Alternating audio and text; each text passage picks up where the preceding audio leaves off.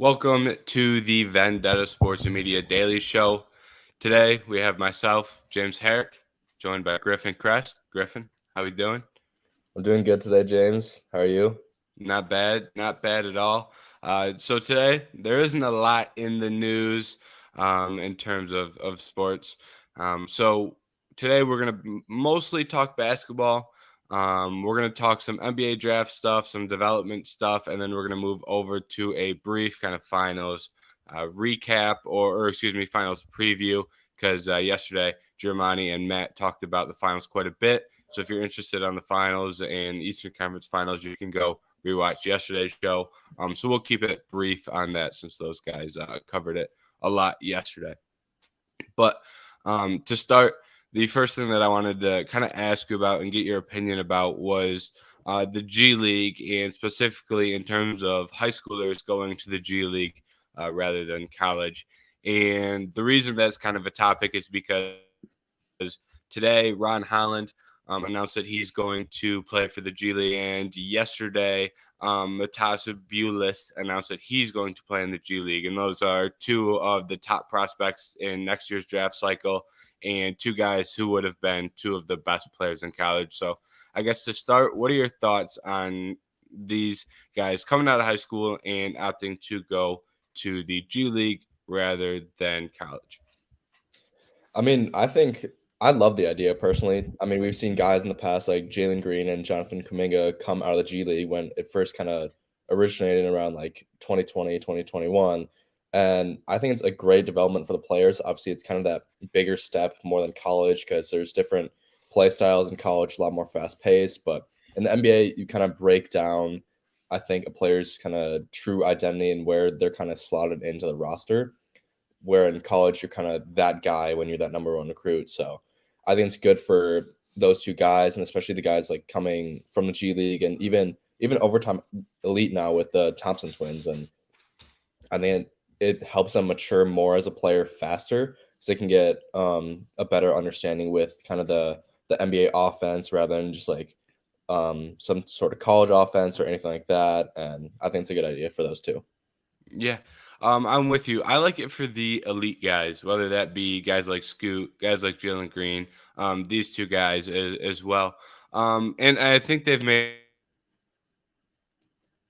a lot of progress in getting this kind of up and running and getting this to a point where they can develop these young guys. Where in the past, not to say it was bad at all, but I think they're really hitting the stride with the G League in terms of getting these guys in a position to develop right away. And one of the downsides I think about going to college is, like you kind of alluded to, these guys kind of get put in a role. Mhm. Like, you kind of have to work with your teammates and work with the coach philosophy. Where when you go to the G League, the development is kind of about you personally. It's a little bit more personalized, and they kind of see what you need to improve on before you get to the league, and they can kind of work on those specific traits. I guess an example like Brandon Miller. Brandon Miller had a specific role in Alabama's offense. Shoot on the perimeter was basically his main role, and that kind of limited some of the playmaking upside, and we didn't really get to see a lot of that. And maybe if he were in the G League, maybe he would have been given that opportunity. So I think for the elite guys, I think it's a great idea to go spend some time in the G League. And I think for these two guys specifically, two guys who are going to be probably at the top of next year's draft, I think it does make a lot of sense. Mhm. Yeah. And the one thing I will add on that is I'm kind of surprised that with NIL, I'm surprised that that's still as big of a trend as it is, because I thought maybe with NIL we'd lean off that a little bit. I thought some guys, if they had the option to make money in college, we may not see that. Um, um, Thanks, Trey. Yeah, my hair is starting to get long, but I think you're currently in the lead. My curls a little bit, so it'll come back up towards the top of the head. It'll prevent the eyebrow touching. Yeah, I haven't done my hair today, obviously, but that's why it's kind of down. I'm looking um, like I'm looking like Beg Donuts. But yeah, I thought NIL would kind of pull some of these guys back to college, which I haven't. Not saying that's a bad thing, but I am kind of surprised that NIL hasn't resulted in more guys ended up going back to the college route, which I think is one of the reasons the NCAA put that in, because hurts college basketball a lot when the top guys aren't playing in college. Yeah, no, I agree. I haven't really kind of thought about the whole NIL situation with especially the G League too. And I know Jalen Green signed I think a 1 year just like or a 2 year 500K deal. So I mean that was the kind of how do you say it? Just kind of contradiction behind NIL for the G League and kind of getting players towards there. And like when it first started, and that was kind of the big idea, like, oh, we're gonna get paid now, and there's still gonna be around like veteran leadership with like all the NBA guys who want to like fight for a roster spot in that G League team. And I think that's a good idea for the G League, but it also kind of hurting college basketball, especially just because we're not going to see all those top guys out on the court together. Yeah, and it definitely hurts college basketball. I'm not saying that that's like a. I know some people like to kind of frame it as like a one or the other. Like guys will either be opposed to the G League because they love college basketball, which I understand, but I don't think the G League is bad at all. It's just kind of the downside of the G League is that it hurts college, which, you know, it's not ideal by any means, but it's kind of the reality that we live in right now. So, Yeah. um, and one of the other things that college has done to kind of circumvent that is kind of give a little bit more options come NBA draft time. And one of those options is let players test the water. And then, if they're not getting the looks, if they're falling to the second round, they can return back to college. And today is actually the deadline for players that could potentially return to college. This morning, Adama Sanogo said that he was staying in the draft, and a couple other guys have made announcements as well. Top one was Baylor Shireman, however, is going back to college. So I guess kind of looking at the draft board, what are your take on those guys opting to stay and leave? And then what are some guys that you think may benefit from opting out of this year and playing another year in college? I think just with Baylor kind of returning, especially to Creighton, he didn't have like a great season in terms of scoring. Only I think around 14 points per game, but he was very good in terms of rebounding and assisting for a small forward. I think with that Creighton team kind of having a lot of guys, especially go to the draft, and we kind of saw their 2018, 2019 team kind of age out now, especially just because of the eligibility. But I think it's going to give him a good chance with kind of being that main guy in Creighton and being able to score a lot more, but also being able to just find his teammates and his younger guys and the recruits. Um, but in terms of Sonogo, I think he had a superstar year at UConn, and I feel like that's a great decision for him even though it was kind of only a 1 year big thing and he kind of broke out in March Madness. But I mean, why waste your time when your stock's already at the highest? And I mean, we saw him in March Madness, and why really waste that and kind of go back in another year to screw it up? But I mean, good for him. So I think that's a great decision for Snogo to enter the draft. Yeah, I'm with you on Sonogo, and I was basically going to say, um, close to what you said. I feel like Sonogo is at a point where he is probably going to be at the peak in terms of draft stock. Hmm. UConn won the national championship. That team was great. He was the best player on that team, and he kind of broke the trend of like needing good guards in the NCAA tournament. Not to say UConn didn't have good guards, but he kind of went back to that traditional your center's your best player on the team. Hmm. And I was kind of interested in his decision, particularly because I was kind of unsure what he would do. I thought Hmm. there was potential for him to stay. I thought there was potential for him to head back to UConn. But ultimately, I think his decision does make sense because, like you said, he's at his peak in terms of draft stock. But like he's not gonna go that high in the draft. He probably won't get drafted in the first round. And I think like he's in a situation where he's just unfortunately the type of player that falls to the second round, right? We Hmm. don't see many snow goes getting taken in the first round in the modern NBA anymore. So I think he made a good decision, and it was probably a tough one too. Because credit to him, because a lot of guys probably think, oh, I can come back, go back, play well, get into the first round. I think if he repeated and maybe even improved his season, he probably wasn't going to break into the first round anyway. So I credit him for making that decision, and probably was not an easy one for him. Yeah, definitely. I can definitely agree with just how it's kind of a gutsy call for kind of that NBA player to who's kind of on a borderline just first or second round pick, and who he had a very good March Madness, like we said. And I mean, based on he's only 6'9", but he is kind of a 245. So he's would be an undersized center in the NBA, especially. So I think that was just the biggest kind of call for him is like my stock's the all-time high, and he is undersized. So, I mean, it's gonna be tough for him to kind of really push into the first round just based on his size. Because I think one guy that I can kind of compare him to is Trace Jackson Davis. I know Hmm. that he was playing center a lot at Indiana, and he's not the biggest guy on the court either. I think he might be a little bit smaller than Snogo, but he still can't shoot as well. And I mean, those are two borderline guys, and so I think that coming back for Trace was a good idea, but Sonogo just at the stock is good for him. Yeah, and then kind of moving over to some other players that haven't made their decision yet, but I'm interested to um, shout out to Matt for hopping in today. Um, some other there's some big names, right? And a lot of guys in similar positions to Sonogo, guys like Oscar Tshiebwe, guys like Zach Edey that were pretty much stars in college, and now they're left to decide, is my stock at an all-time high? And those guys are in similar positions to Sonogo, where their stock will not be incredibly high, just based on the style of play that they play. So are there any other names? Are there any other stars that you think could head back to college, or do you think most of these guys stay in the draft? Ooh, one guy that I think kind of sticks out to me is I don't know if it's like a great decision, but Amani Bates is still a sophomore, and I know Mhm.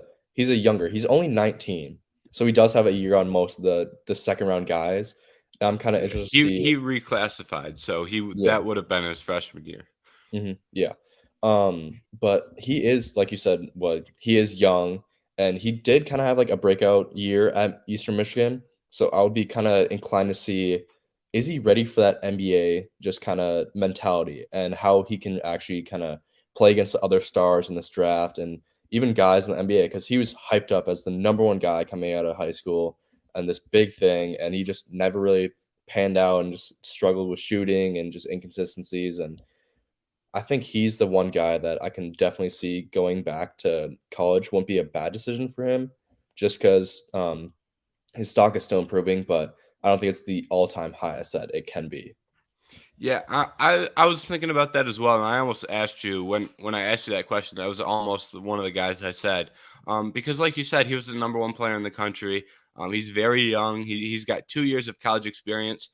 His first year at Memphis was, I don't want to say a wash, but he didn't really play well. He looked like a high schooler that was playing against college players, and then he hurt his back. So it was like Mhm. his first year was pretty much a wash.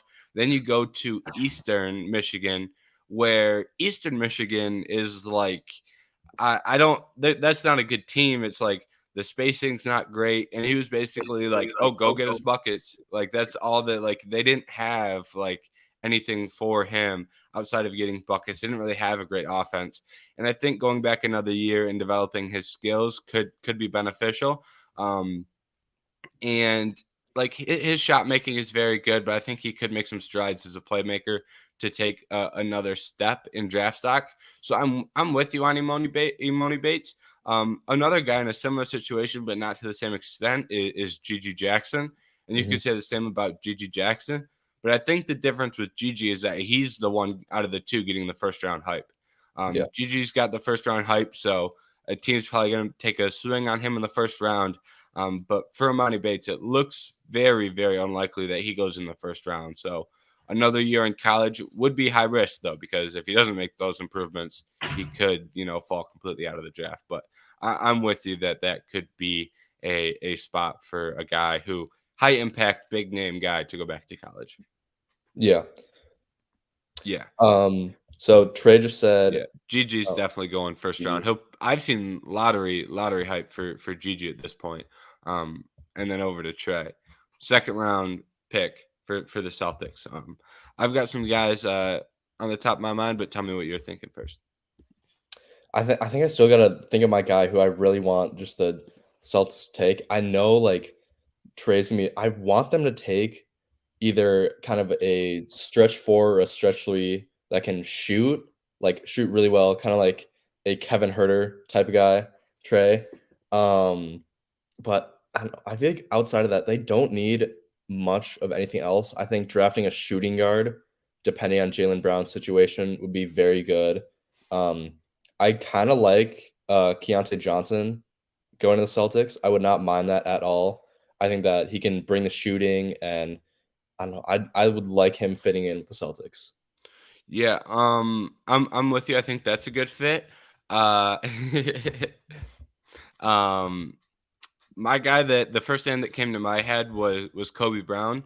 I Hmm. don't know if Kobe Brown will be there when the Celtics pick, but Kobe Brown, big body. I think he's 6'9" and shoots the ball really, really well. I want to say it was over 40% from the three in college. So I think that could be a solid stretch for the Celtics.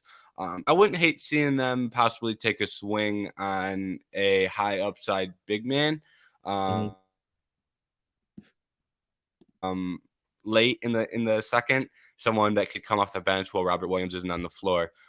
I think that may be beneficial as well, but I don't think that is nearly as big of a need for the Celtics right now. Yeah. Um, and I guess unless you have anything else NBA draft related, I say we swing it over and do some brief. Yeah, Lively from Duke is Lively. We can talk about this Mhm. real quick because this is he has been absolutely rising up draft boards over the last week or so. Based, I don't want to say solely on his 3 point shooting, Mhm. but he shot the three very well in some workouts and in some pro day stuff.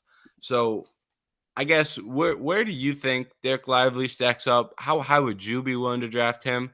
Because he has gone from being a guy where mock drafts have him sitting in the 20s. I saw a lot of mocks with him at 20 to the Rockets, and now I'm seeing more and more with him at 10 to the Mavericks because they need some interior defense bad. So I guess kind of what's your take on his? I don't want to say late rise, but he has absolutely flown up draft boards as of late. I know I like the idea of Livy really rising right now. I think I wanna say around that kinda like what you said, the 20 range, just he's not a lottery pick guy right now just because I feel like you can't rise that much in the lottery just because he was a borderline second round guy, and because he was kinda not great, for Duke for a little bit, but I like the Rockets picking him. I don't know if that's gonna fit well with, Sengun and just Jabari Smith and that whole idea. Um, I think it'd be a stupid pick if the Mavericks took him at 10. I think that's kind of much of a reach. I think you trade down for him at that point, or I've been saying it like since probably the NBA trade deadline. The Mavericks gotta take or trade for I'm blanking on his name right now. Raptors guy. OG. OG. Gotta take OG. Gotta trade for him. I just would love to see the Mavericks if they want to do something, splash on OG, pause, or just even the Rockets kind of trade for Jalen Brown if they could, or Mhm. even the Blazers. So Yeah.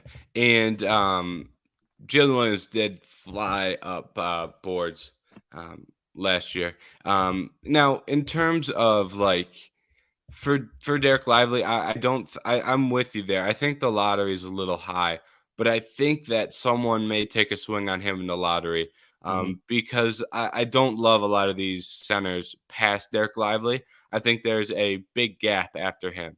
yeah, Once you get past Lively, there's a big gap, and not only is there a gap, but those guys have a lot more question marks. I think the mhm, floor with Lively, you're getting a 7-1 very, very good defender who he will defend the paint if that's all he will do. Mhm, Obviously, that isn't the most wanted skill set in modern NBA. I think there's definitely some other skills you need to have, obviously. But with that being said, there's something to be said for a player that has a solid floor like that. That being said, you don't want someone who can't play crucial minutes because you can't space the floor. But at the same time, there's definitely value in a guy like Derek Lively. I'm just not sure that it's at 10 as much as that fit would be a nice fit. Is Lively to the Mavericks is one of the best fits you can craft up, but the mhm, position of taking him at 10 will be a little high. Toronto Toronto at 13 is an interesting spot for this draft in general. I think they're taking a high upside defensive guy. I don't mhm, know if it'll be Lively. I think that does make sense, um, especially if they can't get Podol back. But also, I wouldn't hate if Cason Wallace is a guy that slides to 13. That could be a pick for Toronto. I think they'd take a defensive guy just based on their history. So that would make sense if it were Lively. Um, and plan is keep it short today because there wasn't a whole lot to talk about today if we're being honest. But do you have anything NBA draft related? um yeah, Koloko last year. Koloko played some good minutes for them too. mhm. There's Toronto. I wonder how much they pay Poto, but that's a whole nother discussion because I think they're going to try and bring him back, but they could get him on a bad contract. But do you have anything else NBA draft related before we swing over to kind of giving our thoughts on the finals? Even though that game is tomorrow. Mhm. Uh, I mean, I don't know. I'd really like Lively, but I know, like I said it before, I don't think he's worth kind of a lottery pick right now. I think teams could take him up there, but I don't know. It's kind of a take, and I've just been kind of itching on it, like just thinking about it more and more. But I don't know. I feel like Victor Wembanyama, with just all his hype, is almost kind of overrated now. Like, I know he's a great prospect, but the amount of hype that man is getting is kinda absurd, and I need to see him play before I can really just say he's the next, like, greatest player of all time. Like, stop, like, meat riding him that much. I'm sorry. It's just not okay. I feel like the gap between Scoot and him is so much closer than everyone else really thinks, and I feel like just the media just interpreting him to be already the greatest player of all time. I I don't know if I would say overrated, but I think you made a lot of points that I agree with. I don't know if that Mhm, the talk of a prospect getting hyped up to like max is definitely there. Because Wembanyama, if anyone deserves it, it's probably him. But like even during the lottery, there was this like predetermined sense. Like Wojnarowski was, I think it was, who was interviewing him said, "How are you ready to go play for the Spurs?" Like there wasn't even a single like consideration, and he didn't even bother being like, "Well, I might not get taken first."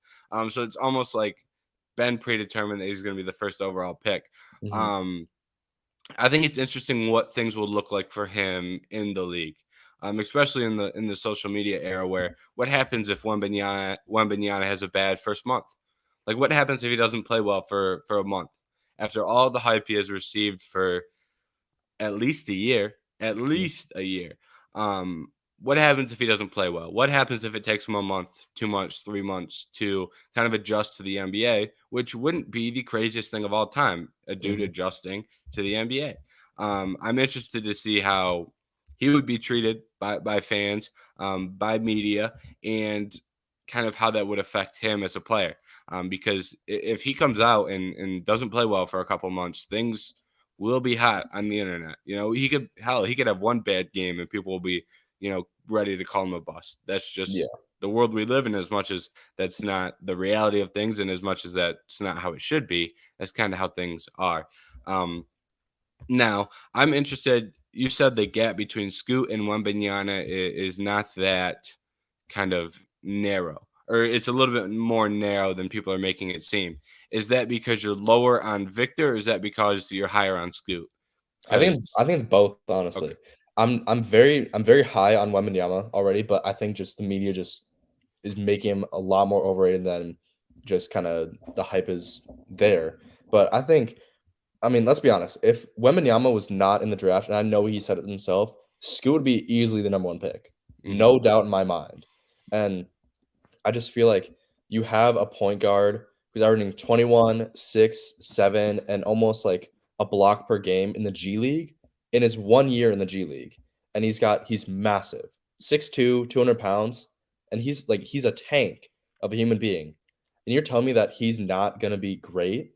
I think that's absurd where people are kind of even debating that um like that Brandon Miller is going to be the second overall pick over him. I think that's absurd. Maybe because the Hornets shouldn't take him, but it's just unreal to me that Scoot is not giving or getting as much love as Brandon Miller, as Wembanyama, even the Thompson twins. They need more love too. So Hmm. that's my take on it. And you have a request from Trey. I will gladly do that. Gladly do that. um, Yeah, and the thing that people don't like about Scoot's game is that he needs to get a little bit better from three. But with that being said, he has a good mid range shot.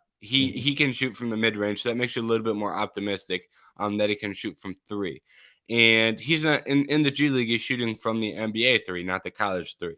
So he's mhm, already been started. He's already started that process where other guys in college are going to may struggle with the 3 point line moving back. He won't have that struggle of the moving of the 3 point line, and he already has a good mid range. That kind of takes away some of your shooting worries as well with Scoop.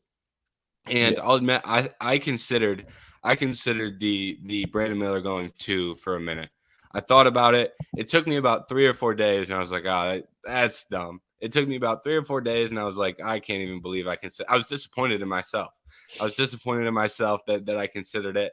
Um, and one of the things that kind of persuaded me was that you can play two ball dominant guards. It's not like mhm, the most out of the world thing. yeah, You got to move the ball around. You can play two ball dominant guards. It's not the craziest thing of all time. That said, if you add Scoot and you have Lamelo, you do have to put them around shooters. It's like you can't keep mhm, adding guys who aren't shooters. But like Scoot and Lamelo can play next to each other. They can both have the ball in their hands. It that will work out fine, I think, in the long run. I think that is just kind of some discussion, like because the fit of Brandon Miller fits so well. mhm, Fit yeah, wise, Miller is great in Charlotte, but talent wise, I just don't think he is as good as Scoot. So I will agree with you on that. Yeah, and I don't think either guy is good off ball. mhm, Um, I just think that once you put both those guys together, you can almost yeah. And I think that's going to be have to be done for both guys. Both guys are going to have to become better off ball. Um, but I think you can manage that enough to where it won't be perfect. It's not a perfect fit. That's why people are discussing it kind of. But I do think over a year, 2 years playing together, I think those guys will get to the point where they learn how to play together. And I'm not sure that it will be the biggest issue of the world in the world. It may be an issue, but I don't think that issue is big enough to pass on the talent of Scoot. mhm, And they may get to a point where they decide they want to trade Lamelo. If Scoot ends up being the franchise guy, you can then move off Lamelo. So that may be in the cards as well. But I appreciate the Victor Wembanyama isn't as good as people are saying because he is getting a lot of hype and some of it I think is warranted and it may be getting a little bit out of control as well. So yeah. that's what makes the NBA draft so interesting. And then kind of to close it off here, so some NBA finals discussion. And I guess to start, what's your take on this finals? Um, I think the Heat can make this a series. Do you agree? Oh yeah, the Heat can and will make this a series, 100%. And I think that just what kind of I know I'm a Celtics fan. I'm happy for Matt that they won, but I mean, they played very good and not their I wouldn't call them role players. They're guys, they're teammates, Jimmy Butler's teammates with Caleb Martin, and I called it like in the X Factor post. I said Caleb Martin was going to be that guy in this series. And I think it's be interesting to guard just like guys like MPJ. who's going to guard him, who's going to guard Jamal Murray, who's going to guard Aaron Gordon, and who's going to guard Jokic. So I think that when I was with Jerry and I were talking on the Daily Show a few like last week that Celtics would match up better against the Nuggets than the Heat would, and I think that could be a problem just based on because Bam didn't play as well in that Celtics series. So I think I could see it going to 6 games for the Nuggets, but I just can't see the Heat really overcoming that again. And I hate to down them, like I always have this entire season, but I think their luck's gonna run out. Yeah, and I think the defensive matchups are what makes this series so interesting to me. I think Bam can do good work on Jokic, but he won't be able to stop him. So it's going to end up Mhm. being the other guys. So who stops MPJ? Who stops Murray? Um, and I think that's what is really interesting to me because when you look at this Heat team, like you have a lot of great guys and a lot of great defenders, but none of them have the size, in my opinion, at least, to guard someone like Michael Porter Jr. Who are you going to put on him? Caleb Martin? It's like I love Caleb Martin, and I think he's a good defender, but he's what 6'5", 6'6". Yeah. So there's going to be a massive height difference there. And then you still have to decide, who's going to guard Aaron Gordon. And it's like Aaron Gordon isn't the biggest offensive threat in the world, but he will punish you if you're not a great defender. He's a great cutter, great off the ball, can finish on the inside. And if you have to play someone smaller against him, that will be a struggle for the Heat. And then guard wise, it'll be interesting to see how some of those matchups look with Jamal Murray. What can Kyle Lowry, man up, defend Jamal Murray when the time comes, because Kyle Lowry will have to play meaningful minutes. I'm Gabe Vincent, not a terrible defender, probably a good defender, but Jamal Murray, I think, is someone I hold in high regard in terms of ability to create a shot. Hmm. Now, does that shot fall? Is the question for Murray, and when he gets hot, they always fall.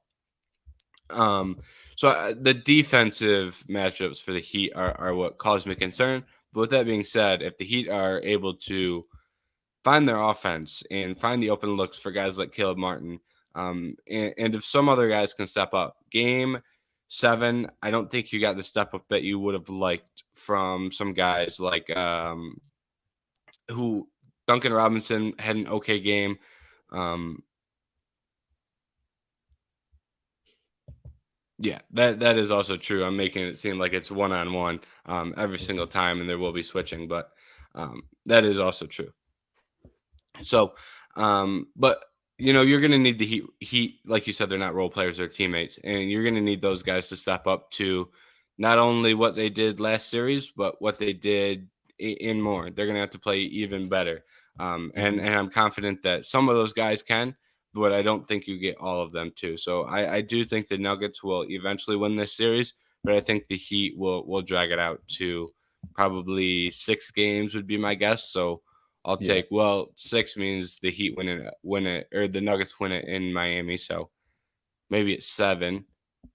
I'll go Heat and or I'll go geez Heat. I'll go Nuggets in 7. I guess I don't think they get it done in Miami. So I'll go Nuggets in 7 personally. All right. And one last comment I have before we get out of here is this was something I've been thinking about. Duncan, I haven't been on since game 6, and game 6, all I have left to say is Duncan Robinson misses 2 shots, and Duncan Robinson got a whole lot of hate online.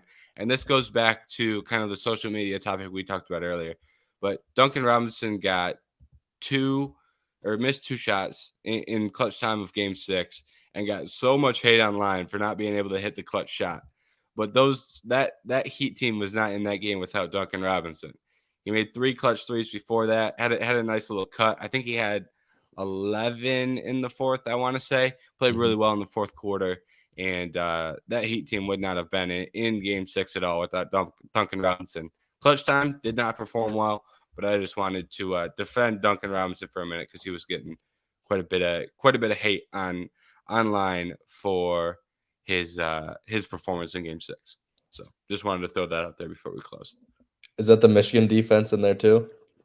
Yeah, yep. That there a little bit of that was me being a homer. There's definitely some yeah, facts. Duncan Robinson's a great dude. He is. There's definitely some Michigan homer in there. I'll say 50% of it is me being a Michigan homer. 50% of it is knowing Duncan Robinson's is a good dude because in terms of like that Heat team and having the underdogs and having the undrafted guys, Duncan Robinson definition of that goes D3, transfers to Michigan as a walk on, gets a scholarship, goes undrafted, ends up making the roster, gets a big time contract, playing playoff minutes. So credit to Duncan Robinson because he's the kind of standout underdog. So, but yes, Yeah. there's definitely some Michigan homer in there. I will not deny that at all. Yeah, very good dude. Shout out Matt for liking Duncan. And Griffin, we said we're going to keep this short. We're at 35 minutes. Talk some NBA draft stuff, some NBA final stuff on kind of a slow news day. Do you have anything else that you would like to say before we close off the Daily Show? Celtics trade Jaylen Brown, please. Ooh, well, you got to at least explain that a little bit more. If you're going to end it with a juicy Yeah, nugget, at least give okay. some I'll reasoning. explain it because I'm in the midst of writing a post on them trading him. So my whole reasoning is like if you bring that super max contract in, like 200. Wow, Trey doesn't agree with that. That Celtics Ooh. should trade him. I mean, okay. I love Jalen, but if you're the Celtics' future, you cannot eat that cap. $300 million with Tatum, and he's going to sign another extension in a year. So keep that in mind. If you're going to keep guys like Grant Williams, like Trey wants to, you're not going to be able to keep him without Jaylen Brown, Robert Williams, Al Horford, Derek White, Marcus Smart. That lineup is going to be toast if you keep Jaylen Brown. If the Celtics want to contend, you're going to trade him and get another young asset out of that. Possibly Brandon Miller, for example. Trade him to the Portland Trailblazers. Boom, you're happy. Blazers are good. Celtics get a shooter off the ball. I mean, why would they not take that? You get so much. You can keep Grant if Brogdon goes. I mean, okay. I won't be mad at both of them staying, but Brogdon can't play in the playoffs. But I mean, that's in my sense just you can't keep him if you want a successful future. That's what happens like if you have two all NBA guys on a single team. What I want to okay. Trey says, why the hell would I want a gun guy over proven Brown? I mean, clearly Brown hasn't proven himself enough in the playoffs like we said in this last performance. But I'm just saying, just based on the cap wise, you're going to get destroyed, and that team is going to get eaten alive by the cap because you have two all NBA guys. They can't all do it themselves. So I think that if you have JT as your focal point and the rest of the guys fill them out with role players or just keen guys that can lead to the finals, I think you'll still be a great team and still contend. That's what I'm leaving it on. I disagree, but I do get your point. Well, fair enough. Fair enough. But I think that the interesting part here is the supermax that is coming into play because the supermax was done to let small market teams keep their star players, and what it has transformed to is it being if you have too many supermax players, you then cannot, field a strong roster because the supermax eats up all of your cap. So it's gone from being a tool to let small markets keep their players to a tool where small markets overpay those players and then can't put a team around those players, and then they have to trade those players because they can't put a team around them. So the NBA has kind of done this workaround to find themselves in the same exact position. And instead of just letting market value like determine how much you can pay a guy, like quarterbacks in the NFL get paid a ton, but there's still the market value there that you don't have a set amount where we have to give him this much. And now you have guys like Jaylen Brown where if the Supermax wasn't a thing, Jaylen Brown would not get this type of money. He wouldn't even sit down at a table and ask for this type of money. But now that the Supermax is in place, he can sit down and has some sort of framework to say I'm a supermax player, I can get this. And yeah, there's a couple reasons why the NFL is where it is, but NBA wise, the salary cap, the supermax contracts, I think there's a lot of issues, and the new CBA does not help anything at all. Does not help teams like Boston. Does not help teams like Golden State. There's a couple other teams as well, but Mhm. the supermax has teams in very bad spots, and you are going to have a very very hard time fielding a competitive roster with Brown and Tatum under the if they're both under the supermax, unless you really absolutely smash the draft year in and year out and find guys in the end of the first round and end of the second round that are going to be impact players, which not an easy task to do. Mhm. Not many teams can go out there and do that on a year-end basis. So I get your point. My only counter to that would be that it's very hard to get the trade value for Jalen Brown. Yeah. I Jalen mean, Brown should bring in a hefty, hefty price tag. yeah, and, like, also, like, I think I wanna kinda defend my point or just, like, kinda Hmm. adjust it a little bit, but also kinda defend at the same time that the NBA market is at an all-time high in terms of trade value. So I feel like why not take advantage of that right now when it's just gonna get just kinda eventually kinda settle down, and also, if Brown is willing to take a pay cut along with Tatum, I would love to have them together. Love them. I don't want to separate them, but I think if it's best for the Celtics in terms of long term, I think it's best if you trade him right now. That's what I'm saying.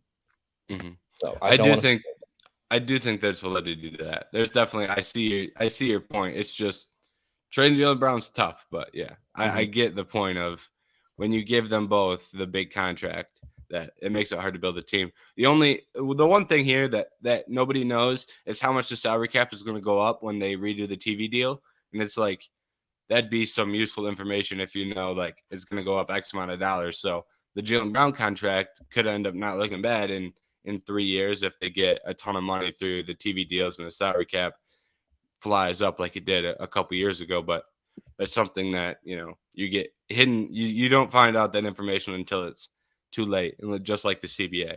Teams Yeah. are already screwed because of the new CBA, just because of the rosters they had in place, and the NBA didn't tell anybody that.